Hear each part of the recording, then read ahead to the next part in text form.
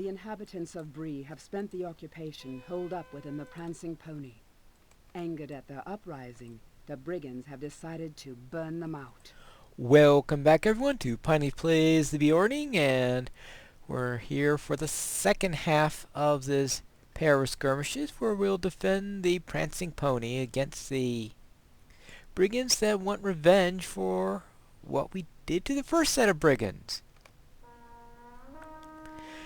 Between episodes I did go to the trainer and do a little bit of training for my herbalist, so I should be in better shape. Not that I was in too bad a shape during Thievery and Mischief.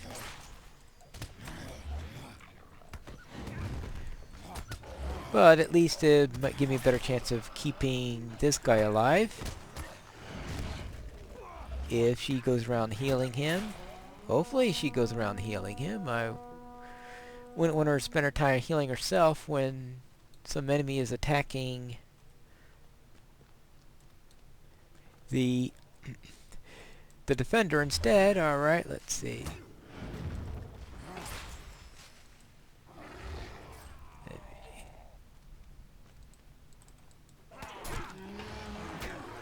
Alright, let's just knock him down and we'll be fine. Alright, which way are they coming in? This way! A venomous blood arrow, which after level 32 isn't all that difficult. So you do them at level 30 where they're annoying because you don't have the cleanse skill. Now of course you want to make sure that when you think a lieutenant is coming up that you keep that one open just in case you get something that like a venomous blood arrow.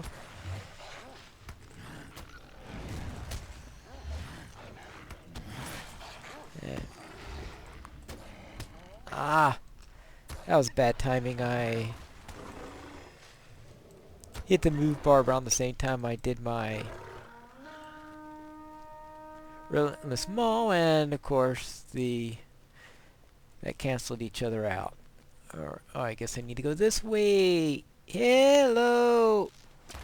Well, it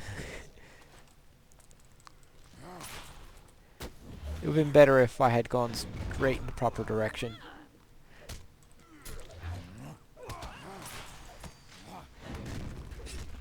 I think it's worked out pretty well in the end. Alright. Next! This way.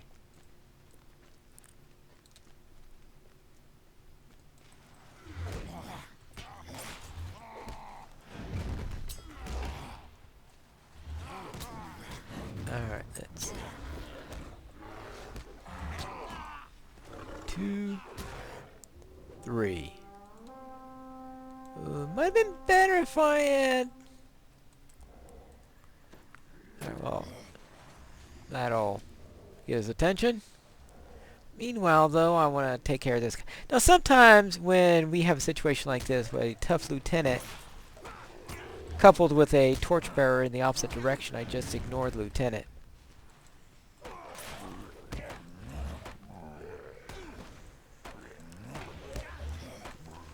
That way I make sure that no one gets killed or anything like that. It does mean that more often than not it does result in a torch or two reaching the Prancing pony, which is the disadvantage of doing that. Now, there is no penalty if 1 or 2 torches hit the pony, which I personally think is a bit of a shame. I think they should have had a marks reward at the end for similar to the defender reward, since there is no defender reward in this skirmish. And I think it should be based on how many torches reached the Prancing pony, or I should say the health of the Prancing pony at the end of the skirmish. But they decided not to do that. But I think it would have been a good way of doing the particular skirmish.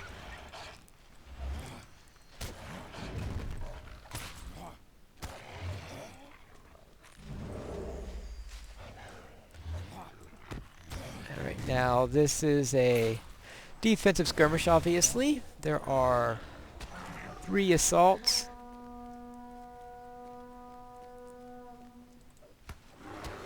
Each with 6. Each of them with 6 waves. The second, 4th, and 6th waves can have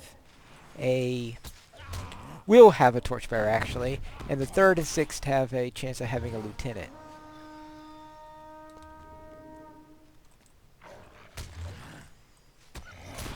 So therefore the toughest wave will obviously be the 6th, since that will have a torchbearer and might also have a lieutenant in there. Alright. Yeah, okay.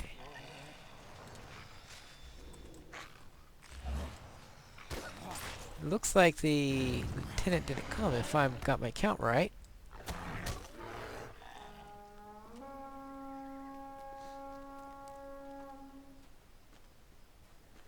Now I will take care of the encounter between probably after this particular wave, since the next one after is 5 is the easiest of them because there is no torchbearer and there are no lieutenants on the 5th wave. So that's always when I go after encounters, the 2 possibilities of doing it is either between assaults or during the 5th wave, since I have no idea yet what the other encounter is, other than it's obviously not one that appears early.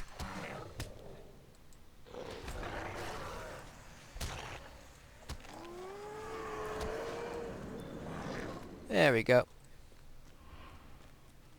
But now I could come back and take care of these guys.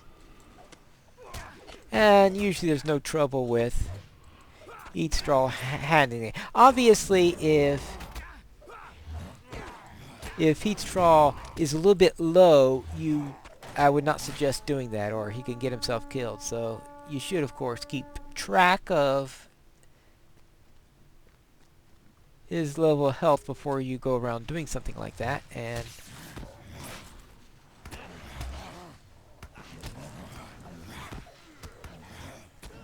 unfortunately, he's not particularly good at getting rid of this guy. Sometimes he is able to take care of him on his own, but more often than not, he needs a little bit of help there.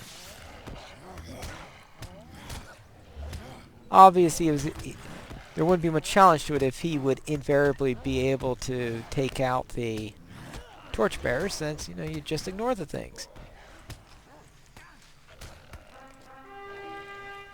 Alright, looks like Southpaw.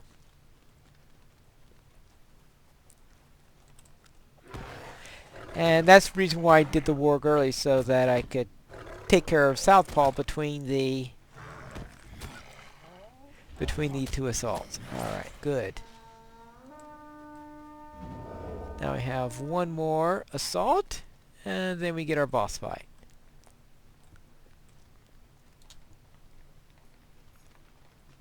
Hello. Oh. He strolls a little bit on the south side today. He's supposed to really stay in the center, but sometimes he edges over to one side or the other. I don't know the algorithm well enough to know why that sometimes happens. You see he's standing there, which is way out of his usual position. But you'll see that that's pretty common in defensive skirmishes. There are a number of times where they will change their main position during the course of the skirmish. Probably because of where they happened to be when an assault or a wave ended.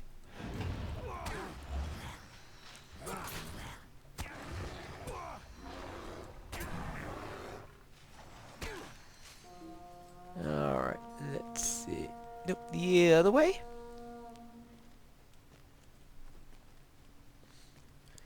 Oh, echo. An echo.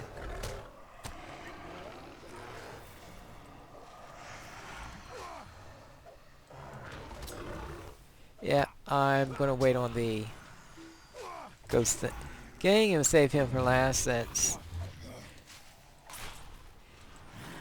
he puts a debuff on you that causes any damage you take from melee and ranged weapons to double, and that's not a good thing to happen to you.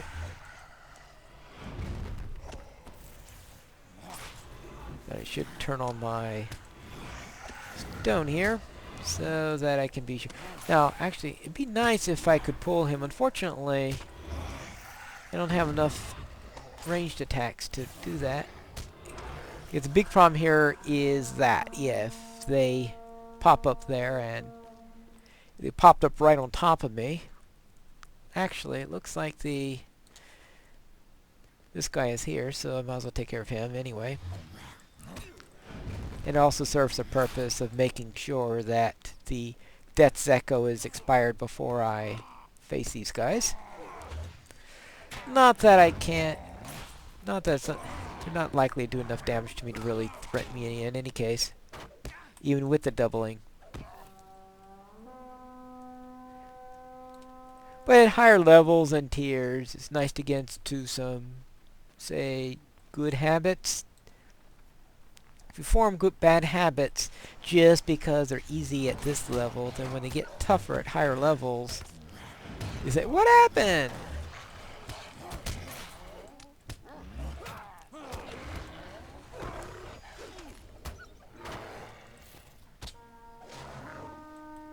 Alright, and the other way. Is there a lieutenant with it?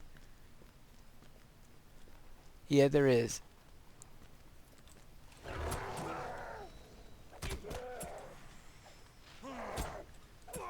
Ah.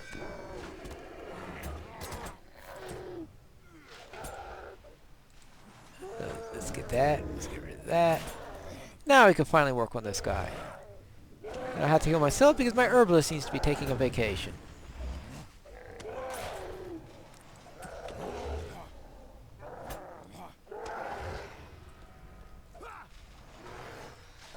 Well, my herbalist is busy healing herself because she's tanking the other mobs. Alright, that's the end of the third assault. Which means now we get ready for our boss fight. What do we have here? Deed completed. Unexpectedly agile. Parry and evade enemy attacks. Alright, and of course finish doing counters for defense of the Prancing Pony.